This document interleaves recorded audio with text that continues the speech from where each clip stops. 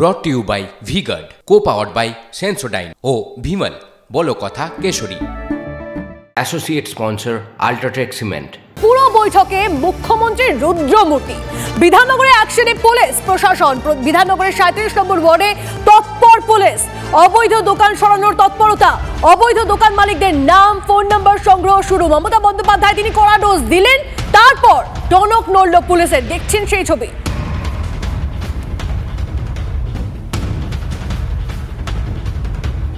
দোকানটা রয়েছে 40 বছর। হ্যাঁ 40 বছর। 40 বছর। এই যে ফুটপাতের উপর দোকান করেছেন, তার পারমিশন নিয়ে করেছিলেন? না। এই দোকান এমনি বসাতে দিয়েছে না কিছু? না, এমনি বসাতে দিয়েছে। এমনি বসাতে এমনি কাউকে মাসে দিচ্ছে না? না। এবং কার অনুমতি নিয়ে বসলেন এখানে? এখানে তখন পুরো ফাঁকা ছিল, ওই জন্য বসেছিল। ফাঁকা ছিল, বসে পড়েছেন। মমতা বন্দ্যোপাধ্যায় গতকাল কড়া ডোজ দেন, আপনাদেরকে যেমনটা বলছিলাম, কিন্তু তিনি কি এমন বললেন যার পর থেকেই প্রশাসন নড়ে চড়ে বসতো? শোনাবো আপনাদের। আমার কথা কিছুটা তিক্ত হলেও আমি বেশ কিছুদিন ধরে লক্ষ্য করছি, যদি আমি দেখি কোথাও এনক্রোচমেন্ট হচ্ছে, যখন হচ্ছে সঙ্গে সঙ্গে কেন আমরা অ্যাকশন নিচ্ছি না? কেউ টাকা খেয়ে, কেউ টাকা খাইয়ে, এবং একটা মাল্টিপল ইন্টারেস্টেড গ্রুপ, তারা এগুলো করছে টাকার বিনিময়ে। কিন্তু তারা ভুলে গেছে রাজ্যের আইডেন্টিটিটা এটাতে নষ্ট হচ্ছে। মানুষ যদি উন্নয়নে কাজ না পায়, তাহলে সেই মিউনিসিপ্যালিটি রাখার দরকার কি? পঞ্চায়েত রাখার দরকার কি? আর শুধু এখানেই থেমে থাকেননি মমতা বন্দ্যোপাধ্যায়। পুরো পরিষেবা নিয়ে পুরো প্রধানদের তোপ। মুখ্যমন্ত্রী ক্ষোভের কারণ যথাযথ। মত রাজারহাট এলাকাবাসীর। রাজারহাট গোপালপুরে একাধিক রাস্তার বেহাল দশার অভিযোগ। নিকাশির অবস্থাও বেহাল দশা নিয়ে অভিযোগ বাসিন্দাদের। ডেঙ্গি প্রবণ এলাকার নিকাশি নিয়ে উদ্বিগ্ন বাসিন্দারা। এলাকার নিকাশির লাইফলাইন বাগজোলা খালের পাড় দখলের অভিযোগ। সরু রাস্তার ধারে ইমারতি দ্রব্যের পাহাড়। অভিযোগ হাঁটাই দায়। ক্ষোভে ফুঁসছেন রাজারহাট গোপালপুর এলাকার বাসিন্দারা। রাস্তাঘাট পরিষ্কার না, প্রচুর জল জমে বহুদিন ধরে। 10-এর মধ্যে আমি 7 দেবো, কারণ উনি মাঝে মাঝে আসেন আমাদের ওখানে। রাস্তা চূড়ান্ত খারাপ, কিছুটা তৈরি হয়েছে, মেন রাস্তাটাই খারাপ, মানে একটু ওদিক হলে কোমর ভেঙে যাবে। কাউন্সিলের দেখা কেউ পায় না, ইলেকশনের সময় সব পায়। উনি তো কাজ ভাগ করে দিয়েছে, যদি না করে, সব যদি পকেটে যায়, তাহলে তো কিছু করার নেই। উনি সব তো স্যাংশন করে দিচ্ছে, কিন্তু কিছু তো করছে না। কাজের কাজ কিছু হচ্ছে না, পকেটে পুড়ছে টাকা। না, আমার কাউন্সিলর আমি পছন্দ নয়। কত দেবো? 4 দেবো। ভাঙা ভাঙা রাস্তা, হ্যাঁ, বেরিয়ে যাচ্ছে। বয়স্ক মানুষদের তো অসুবিধা হয় তো, আমাদের তো হাতটা অসুবিধা, হাঁটু ব্যথা, এ ব্যথা। আমাদের এখানে রাস্তাঘাট খুবই খারাপ, ভীষণ খারাপ। বৃষ্টি হলে বাইরে বেরোনো যায় না, এতটা জল, কাদা, ড্রেনে সব ময়লা টয়লা উঠে সব রাস্তা ভরে যায়। ঠিক মানুষ বলা যায় না, আমাদের থাকতে হয়, তাই আছে। প্রকাশ্যে বলাটা খুব বিপজ্জনক, আমি বলতে পারবো না, আমি ভীতু মানুষ। সল্টলেক এবং রাজারহাট গোপালপুর এই দুই পুরসভা নিয়ে গঠিত হয়েছিল বিধাননগর পুর নিগম।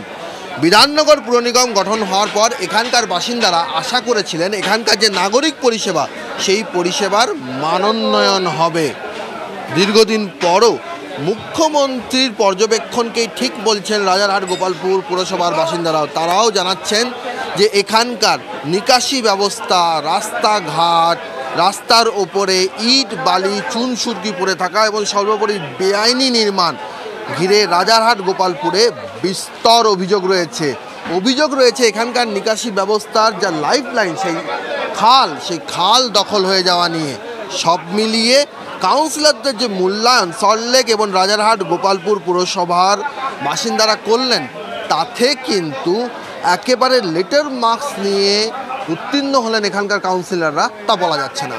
ক্যামেরায় মৃন্ময় চক্রবর্তীর সঙ্গে সৌরভ দত্ত, TV9 বাংলা, রাজারহাট গোপালপুর বিধাননগর পুরসভা। দেখুন, গতকালের যে বৈঠক হলো, সেই বৈঠক থেকে একটা বিষয় ভীষণ পরিষ্কার হয়ে গেল। মুখ্যমন্ত্রী দলের নেতাদেরও রেয়াত করেন না, সেটা রাজ্যের মানুষ দেখলেন। যাদের গ্রেপ্তার করতে বললেন তারা শিলিগুড়ির কুখ্যাত সেই জমি মাফিয়া, যারা রামকৃষ্ণ মিশনকেও ছাড়েনি। তাহলে কি দাঁড়ালো? জমি মাফিয়া রয়েছে, বেআইনিভাবে পুরো করা যায় সেটাও হয়, কারখানা থেকে চাঁদা নেওয়া তাও হয়। অবৈধ বাড়ির লাইসেন্স দেওয়া হয়, কারণ মুখ্যমন্ত্রী রাজ্যের পুরসভা ধরে ধরে কেলেঙ্কারির পর্দা ফাঁস করেছেন, আর সব কেলেঙ্কারির খবর করেছি আমরা। মুখ্যমন্ত্রী বলেছেন, আমার কথা কিছুটা তিক্ত হলেও আমি বেশ কিছুদিন ধরে লক্ষ্য করছি, যদি আমি দেখি কোথাও এনক্রোচমেন্ট হচ্ছে, যখন হচ্ছে সঙ্গে সঙ্গে কেন আমরা অ্যাকশন নিচ্ছি না। মাঝের হাটেই হাতে গরম প্রমাণ। পোর্ট ট্রাস্টের জমি দখল করে তৃণমূলেরই পার্টি অফিস।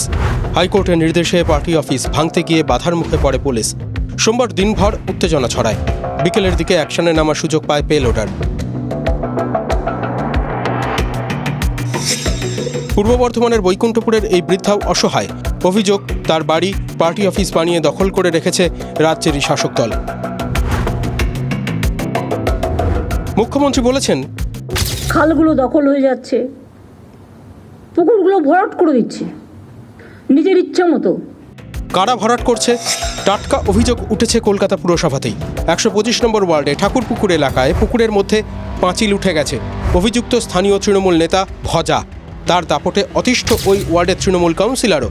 সোমবার ভজার হাতে এক প্রতিবাদী মহিলা প্রহৃত হয়েছেন বলেও অভিযোগ।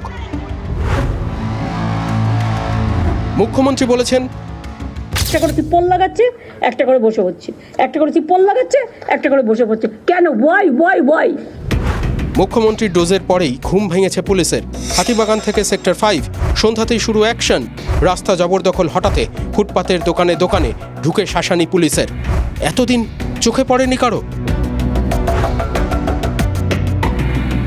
আমি টাকা তোলার মাস্টার চাইছি না, আমি জনসেবক চাইছি।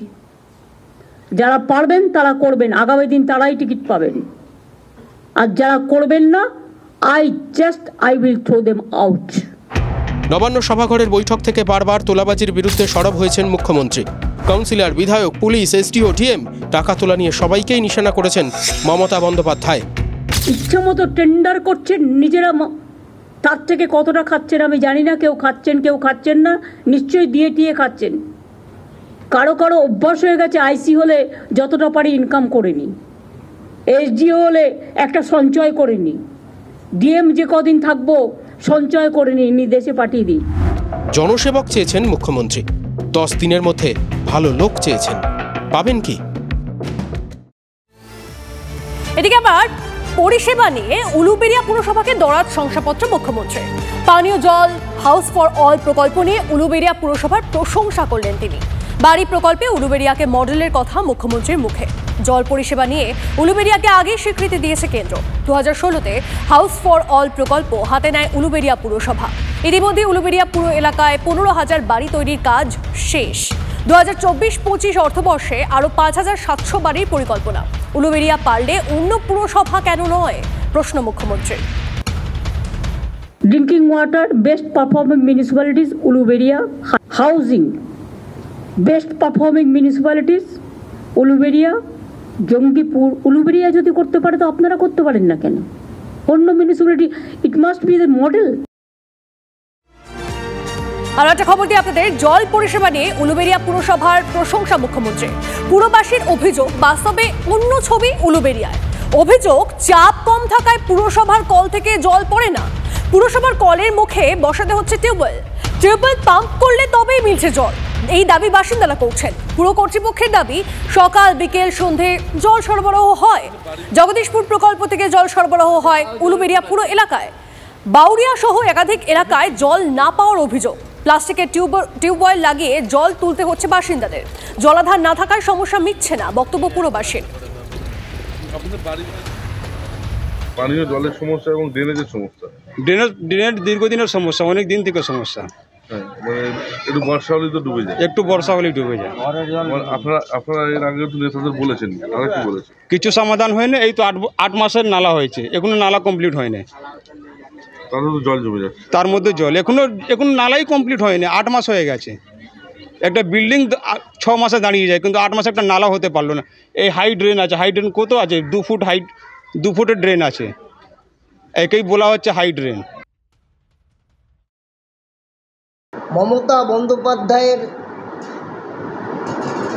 সঙ্গে বৈঠক করার পরে আমরা অনুপ্রাণিত। আগামী দিন সেই অনুপ্রেরণাকে পাথেয় করে উলুবেড়িয়া পৌরসভার সার্বিক উন্নয়ন যেটুকু বাকি আছে সেটুকু করার ক্ষেত্রে আমরা এগিয়ে যাব।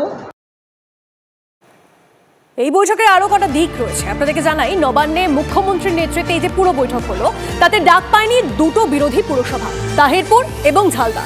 মুখ্যমন্ত্রী বলেছেন তিনি যেভাবে দলের লোকদের বলতে পারেন অন্য পার্টির লোকদের সেভাবে বলতে পারেন না। এই দুই পুরসভা যোগাযোগ রাখে না বলেও দাবি মুখ্যমন্ত্রীর। সিপিএম পরিচালিত তাহিরপুরের পুরপ্রধানের দাবি বৈঠকে না ডাকাটা অগণতান্ত্রিক। তাহিরপুর পুরসভার উন্নয়নে সামিল হতে পারতেন বলে দাবি পুরপ্রধানের। দুটো মিউনিসিপ্যালিটিকে ডাক আমরা দিতে পারিনি, তার কারণ অন্য মিউনিসিপ্যালিটি আছে, তারা কিভাবে নেবে। কারণ আমি আমাদের লোকেদের যতটা বকতে পারি বাইরের লোকেদের, অন্য রাজনৈতিক দলের লোকেদের অতটা বকার অধিকার আমার নেই, এটা তাদের নিজস্ব ব্যাপার। সেই জন্যই যাই হোক, তারা আমাদের সাথে যোগাযোগও রাখে না, তারা তাদের মতো ভালো করে কাজ করুক, শুভেচ্ছা থাকবে।